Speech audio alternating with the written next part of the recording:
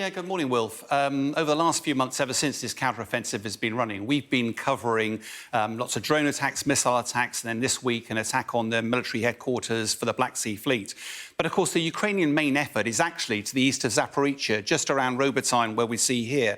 What the Ukrainians have got to do is break through 3 layers of Russian defensives, trenches, minefields, and dragon's teeth. And of course, it's led to a result that people think it's stalled. But in fact, that's absolutely not the case. Ukraine have been making progress, but because there's no video footage from the front line and the front line doesn't move very much, we've not been able to cover it. So what we're going to do now is we're going to try and use some time-lapse maps to try and show what's actually been going on.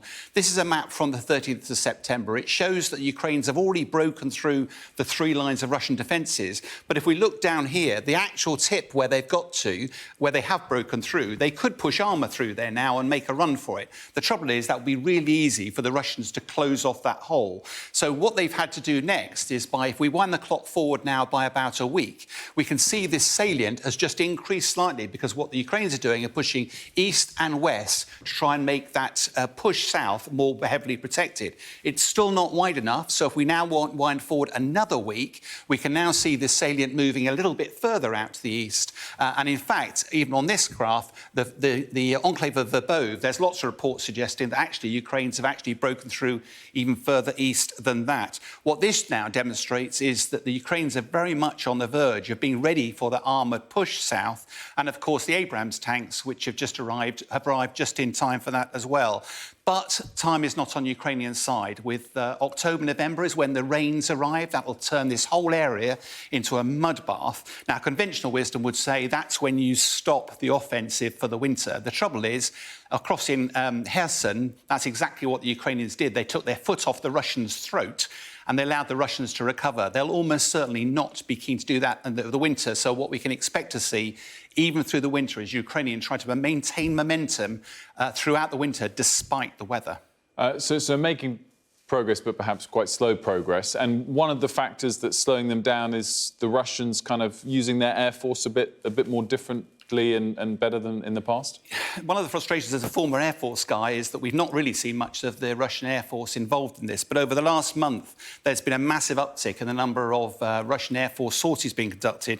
2 aircraft we're going to pick out in particular. So this is the Su-35 Flanker, a multi-role aircraft. Looks very capable, but it's about 35 years old. But it's been increasingly involved by using glide bombs that travel about 50 miles. Why are they doing that? Because it allows them to sit further back from the front line and still drop those bombs. The question is why they're being used increasingly. It could be because the Russians are running short of their missile systems, which has been widely reported, or actually it's just a state of Russian concern about the progress that Ukraine's making, that they're prepared to risk high-value assets. But the number of sorties has been 3 to 4 times that we've seen any time through the rest of the war. And likewise, if we look at the Ka-52, which is one of their attack helicopters, this is known, once its serviceable state, is known as a Russian tank buster. It's got twin rotors, because that means it doesn't have to have a tail rotor on the back of it. And it's caused significant disruption to the Ukrainian forces on the ground.